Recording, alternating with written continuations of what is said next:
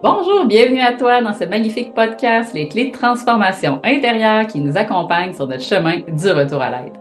Moi, c'est Josée, je suis propriétaire du centre holistique L'Harmonie, entrepreneur spirituel depuis maintenant 8 ans et j'ai la joie d'accueillir Catherine alias Kate, praticienne en spinal flow et accompagnatrice de changement. Elle joint sa voix à la mienne pour vous accompagner à travers les clés de transformation. Est-ce que tu t'es déjà senti comme un extraterrestre? As-tu déjà eu l'impression de ne pas fitter dans le moule ou de te sentir différent? Et c'est un grand plaisir pour moi de pouvoir me joindre à Josée parce que j'ai souvent œuvré en loup solitaire et de me retrouver au sein d'une équipe depuis décembre 2023, mais ça me permet des échanges riches avec d'autres thérapeutes. Parce que souvent, quand la vie nous invite à marcher notre propre chemin, c'est pas toujours évident, thérapeute ou pas. On se sent seul dans notre barque et pour José et moi, on trouve ça vraiment soutenant de pouvoir échanger sur ce qu'on vit, tant au niveau personnel que professionnel. Alors on s'est dit que de partager nos échanges avec toi, ben, ça pourrait être bénéfique aussi. Oui. On va se le dire, du moins moi et Kate, on s'en parle souvent quand on s'accroche les pieds dans la porte le vendredi puis qu'on jase pendant plusieurs heures, que sortir des sentiers battus, honorer réellement cet appel-là intérieur, c'est déstabilisant et ça demande vraiment beaucoup de courage, de la foi, de l'audace, puis on va se le dire quand même un peu de folie pour arriver à embarquer dans ce grand manège-là de la vie. Oui, mais quand on vient calmer notre tempête intérieure, ça devient beaucoup plus facile de naviguer tout ce qui se passe à l'extérieur. En espérant que nos échanges puissent t'inspirer sur ton propre chemin. Parce qu'un des défis de la vie, c'est justement ça, trouver sa propre voie. Et certaines clés qu'on va pouvoir te présenter ici peuvent faciliter la marche du retour à soi. Alors, bonne écoute! On se retrouve de l'autre côté.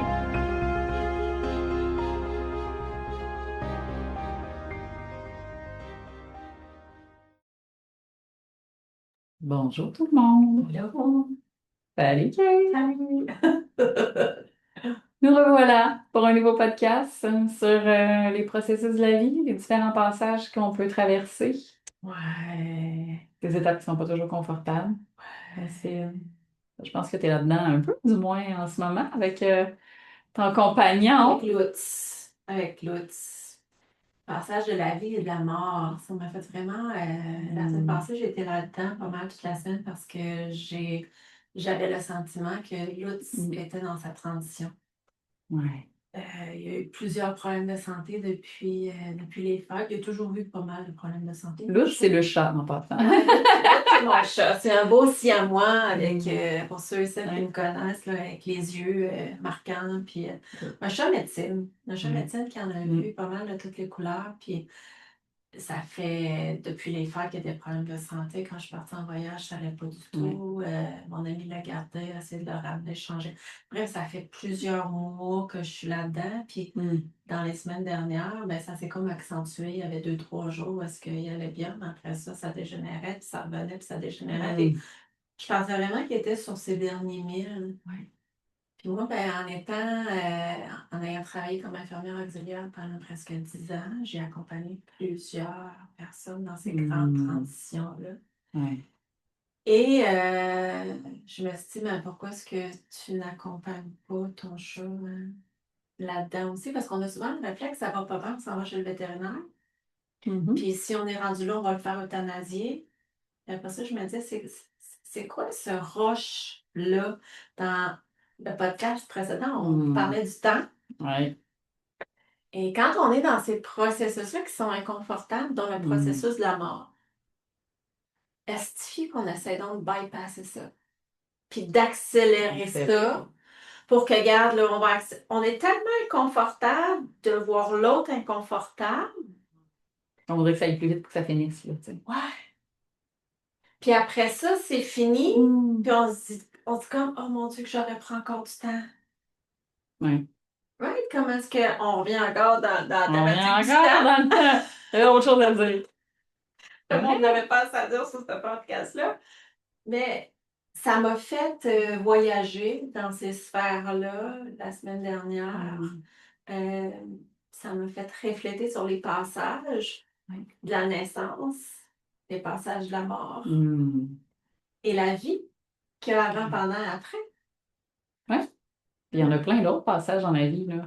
Tu sais, le passage de la petite enfance à l'enfance, de l'enfance à l'adolescence, de l'adolescence à l'âge adulte, de l'âge adulte à la maturité, puis éventuellement le passage à la retraite, puis éventuellement, il y en a plein de passages transitoires comme ça dans une vie. Puis je trouve on a perdu comme ces Hmm. rituels-là, Ouais, d'honorer. ces rites de passage-là. Ouais. C'est plus dans notre société, puis je pense que ça serait peut-être une bonne chose qu'on ramène ça un peu. Ouais. C'est à toi puis à moi de ramener Mhm. ça et Ouais. à nous.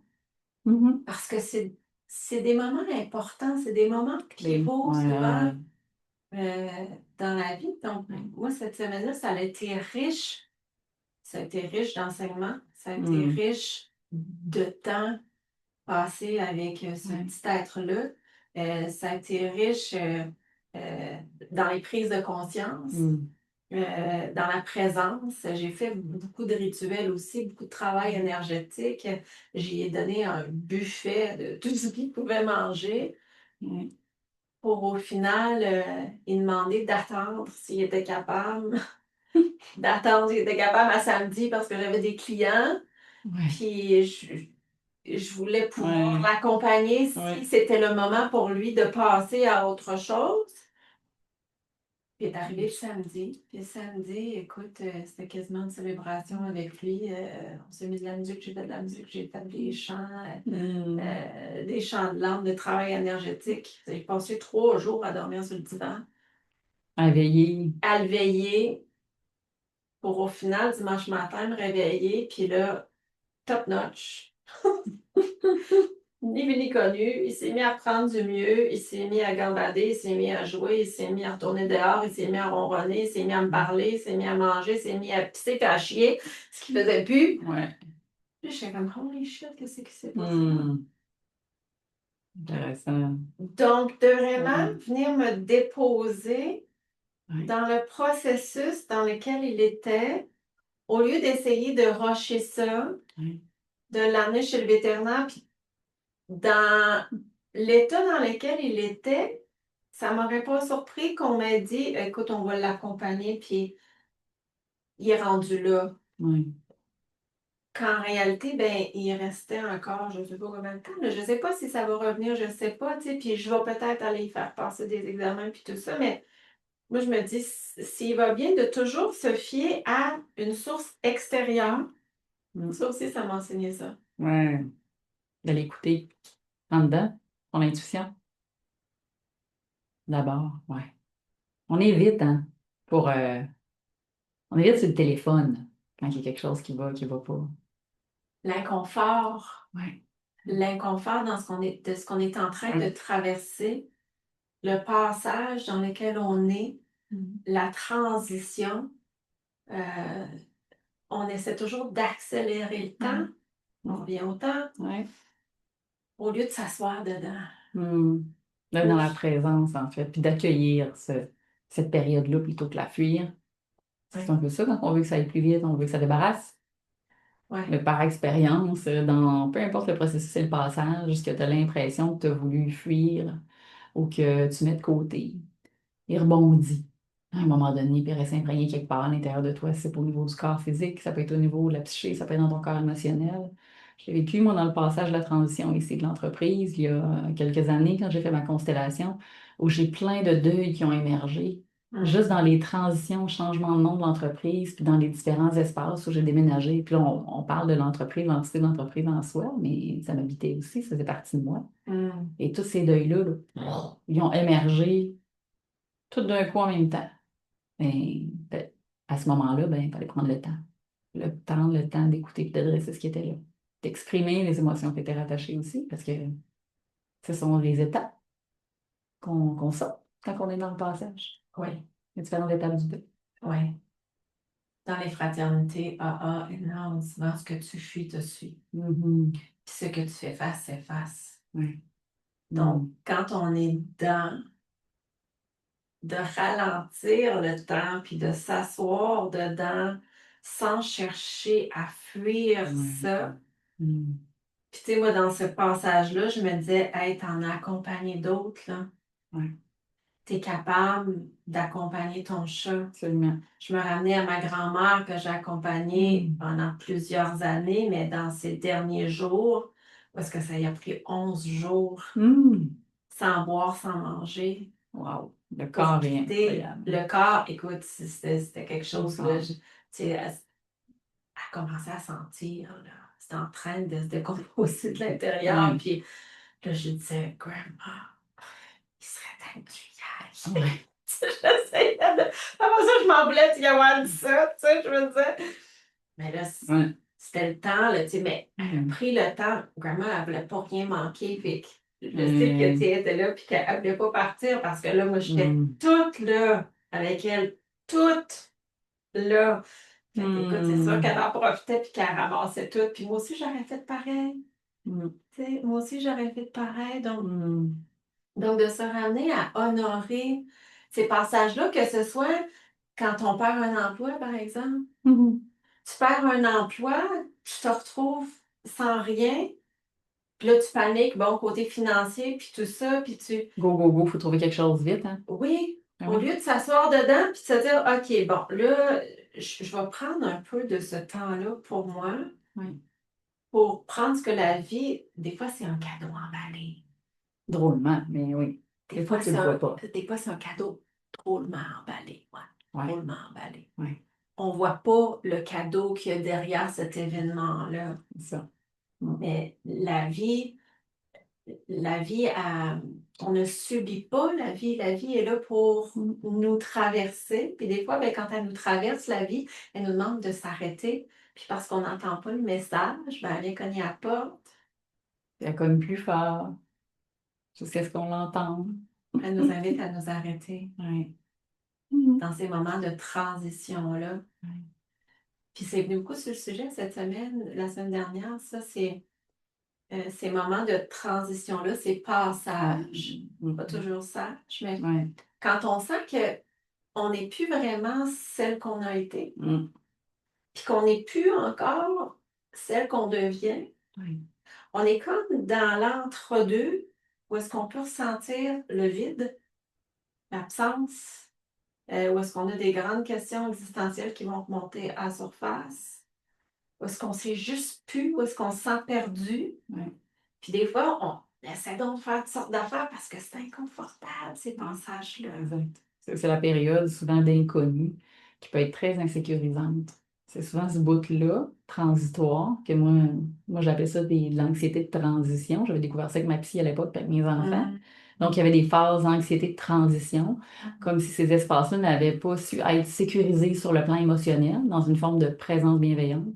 Donc, quand tu revis une situation qui est entre, ben là, commence à t'habiller pour te préparer, maman va aller te reconduire à la garderie, je suis comme en train de faire, je suis ici, puis il va arriver un moment où je vais être rendue ailleurs. Mais dans ce bout-là, cette espèce d'anxiété de transition, c'est exactement le passage à vide que tu expliques, que la psychologie expliquerait de cette façon-là. C'est les états anxieux de transition, c'est-à-dire que les gens qui n'arrivent pas nécessairement à se sécuriser dans ces zones-là ou apprendre à développer un peu de confort dans l'inconfort ou à développer une foi, une confiance au processus, c'est ce bout-là. Fait quand même, boum, je vais faire un bond de trampoline, j'ai sauté l'étape. Parfait, on passe au suivant. Ça s'accumule. Ça revient plus tard. Et ça même amplifie certains espaces de deuil, je dirais. Ouais, ça amplifie. C'est comme si les étapes n'avaient pas comme tout le temps d'être emboîtées, tu sais, pour que le processus puisse se générer. Tu sais, il y a des passages où est-ce que c'est un petit peu plus... on se sent plus dans les contractions, où est-ce que c'est un petit peu plus pénible à traverser.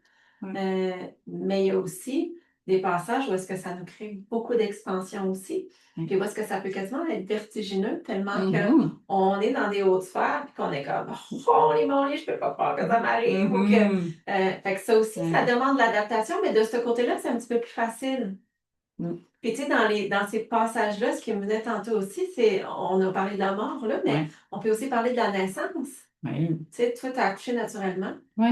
Mais quand tu es dans tes contractions, là, puis qu'une fois que la tête est passée, là, tu as comme un petit break, là, tu es comme, OK, mais tu n'arrêtes pas le processus-là. Non, mais non.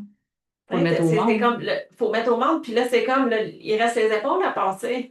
Et que c'est comme, OK, encore des poussées, pour après ça, arriver, donner naissance, non seulement à un être vivant, mais aussi donner naissance à une autre réalité. Il y a d'autres parts de soi qui ont besoin de naître et d'être vues. Puis qui est lumineux, puis qui est grandiose Ouais. aussi, mais ça aussi, ça demande de l'adaptation. Ça aussi, ça demande, c'est aussi une transition, c'est aussi Ouais. un passage Parce qui est que aussi à c'est honorer. d'accepter aussi les parts qui vont se détacher, c'est d'accepter les parties qui vont mourir. Et ça, dans le processus de deuil, l'acceptation fait partie d'une des étapes aussi. Puis certaines personnes, en tout cas dans les différents accompagnements que j'ai eu à faire et moi-même individuellement, la phase là, de l'acceptation, souvent une partie, tu sais, bon, ça, le déni, la plupart sont assez bons ce bout-là. Parce que moi, j'étais pas pire. J'étais pas pire dans le déni. Quand venait le temps d'être comme dans la frustration, dans la colère, moi, souvent là, ça commençait à avoir un glitch. Parce que, tu sais, être en colère, c'est pas vraiment une émotion, c'est pas beau. On ne s'autorise pas vraiment ça, la colère. Fait que je me permettais pas de vivre la frustration, juste le sentiment et l'émotion de l'injustice ou de ce que ça anime, puis juste la laisser traverser, de la vivre pour après passer dans le prochain cycle, puis dire, hey, commencer dans un processus d'acceptation, éventuellement, oui, tu sais, de pardon et tout ça. C'est important de les faire, ces phases-là. Fait que les passages, selon moi, ils nous amènent là. Mhm. Mm. Ce que ça m'a amené, je pense qu'on peut conclure avec ça. Ouais. Dans ce passage-là d'accompagnement, puis mon Lutz et mon chat, il est encore bien en vie, mais ça m'a ramené dans la qualité de présence. Mm. Peu importe le passage dans lequel on est, peu importe la transition, Mm.